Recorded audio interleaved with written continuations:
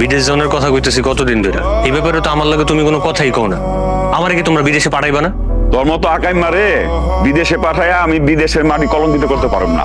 আমি যাকে মেয়ে কথা তোমার কে কইছে? আমি কইছি, আমি তোর আম্মা। এই তুই যে সারাটা দিন টোটো কোম্পানির ম্যানেজারের মতো ঘুরে বেড়াস, তুই বিদেশ যায় কি করবি? হ্যাঁ যাইব বিদেশ, কোনো কাজ কাম জানে না, লেখাপড়া করে নাই, হ্যাঁ যাইব বিদেশ। অলস মানুষের বিদেশে খাওয়ান নাই, বিদেশে তো সহজ না। আমি তোমার ভাই তো, তাই তোমার মতো অপদার্থরে বসে বসে খাওয়াইতেছি। ভাইয়ের জায়গায় অন্য কেউ হইলে পাছায় লাত্তি দিয়ে বাসার থেকে বার করে দিত। ওরে যদি আপনি বিদেশ পাঠান, আমাকে সব বেচা রাস্তায় রাস্তায় ভিক্ষা করে খাইতে হইব, মনে থাকে জানো? আমি বিদেশ গেলে তোমরা ফকিরে যাইবা গা। বড় ভাই বিদেশ যায় নাই, বড় ভাইরা তো ঠিকই বিদেশ পাঠাইছো, বড় ভাই নিজের লাইফটা নিজে গুছাই লইছে না। আমি গেলে সমস্যাটা কি? বিদেশ যেহেতু পাঠাইতে পারবা না, আমার জ্ঞান দিবা না।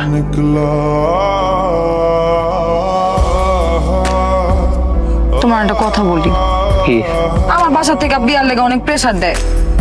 7টা বছর ধরে আমি তোমার লগে প্রেম করতেছি, অথচ পরিবারের কেউ কিচ্ছু জানে না। এখনো আমি কাউরে কিছু গিয়ে জানাইতে পারতেছি না। কেমনে জানাবো আমি?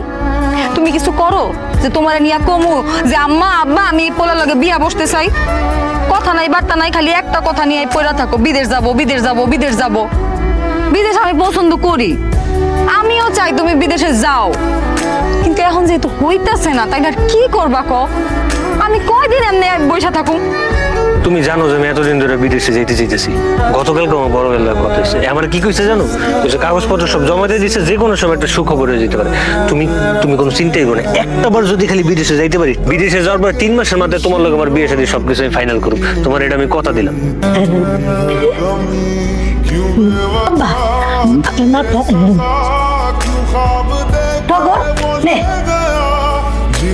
কি রে টগর, তোর ফর্সা মুখ এমন কালো হয়ে গেল কেন? শোন, যেদিন ইনকাম করতে পারবি সেদিন মাছের বড় মাথাটা খাবি। এখন এই রেখা আমার তো এখন ইনকাম নেই, সব ইনকাম তুমি জবাই করে না, তাহলে তুমি জবাই খাক। যেদিন আমি ইনকাম করতে পারবো ওদিন মাছের মাথা মাছের লেঞ্জা সব আমি খাবো।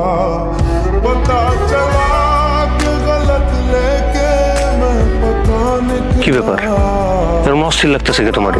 আমার খালি একটার পর একটা সম্বন্ধ আইতেই থাকে, এটা আমি তোমারে অনেকবার কইছি, কিন্তু এইবার যে সম্বন্ধটা আইছে, আব্বা আম্মা খুব সিরিয়াস হয়ে গেছে, আর ওই পক্ষরাও খুব সিরিয়াস, ওরাও আমার বিয়া করাই ছাড়বো। তুমি কিছু একটা করো টগর। কি বিয়া ঠেকাইতে পারবো? ক্লাস 7 থেকে প্রেম করতেছে, এরপর থেকে দেখতেছি প্রতিদিন এরকম 2টা-3টা প্রস্তাব আইতেই আছে। তোমার বিয়ে এখন পর্যন্ত হইছে? হয় নাই তো। বিয়ে যখন হইব একটু টগরের লাগে। তোর লগে আমি আর একটা কথা কমু না। সুখবর আছে মালা, সুখবর। আমার স্বপ্ন পূরণ হয়ে গেছে। আমার বিদেশে যাওয়ার যে ভিসা পাওয়ার কথা ছিল ওটা আমি পেয়ে গেছি, জানো? আমি তো বিদেশ যাইতেছি গা। তুমি আর এখন আমারে কইতে পারবা না যে কিছু একটা করো, কিছু একটা করো, বাদিমের মতো ঘুরা বেড়াও কিনলে গা। আমার তো ইচ্ছা করতেছে পুরো গ্রামের মানুষ আমি চিল্লে চিল্লে জানাই দিই যে মালা, আমি তোমারে ভালোবাসি মালা। কি এবার তুমি কথা কইতেছো নাকি? খুশিতে কথা কইতে পারতেছো না, তাই তো আমি বুঝতে পারতেছি।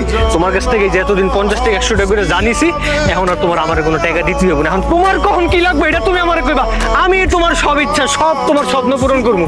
টগর, আমিও তোমারে কিছু কথা কইতে চাই। আমি জানি এই কথাগুলো শোনার পরে হয়তো তুমি সহ্য করতে পারবা না। টগর, গতকালকে আমার আংটি বদল হয়ে গেছে। আলহামদুলিল্লাহ। খুব শীঘ্রই আমার বিয়া। আংটি ফেরত দিবা? আমি যা তোমার বাসায় বিয়ের ব্যাপারে কথা কমু।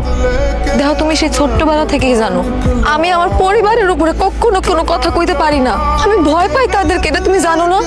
তুমি সব সময় তোমার এই বিদেশ যাওয়া নিয়েই পড়েছিলা। চলো আমরা কোথাও পালায় যাই। তুমি এটা কি কইলা? তুমি জানো আমার এতদিনের সাজানো স্বপ্ন, এখন যেমন আমার সব স্বপ্ন পূরণ হয়ে যাইতেছে, এই জায়গাতে আমি সবকিছু ছাইড়া দিয়ে কেমনে যাই কব? বুঝলাম না, মানে তুমি আমারেও চাও, তুমি বিদেশেও যাইতে চাও, সবই লাগবে তোমার? কিছু পাইতে হইলে কিছু একটা হারাইতে হয়। আমি মানি যে তুমি দুইটাই তোমার জীবনে চাও, কিন্তু দুইটা যখন একসাথে হইতেছে না, তোমার তো একটা ছাড়তে হইব টগর। দেখো, আমার বিয়ে ঠিক হয়ে গেছে, আর হাতে কিন্তু বেশি একটা সময়ও নাই। এখন তুমি কি করবা এটা তোমার সিদ্ধান্ত, তুমি তোমার মতো ভাইবা। দেখো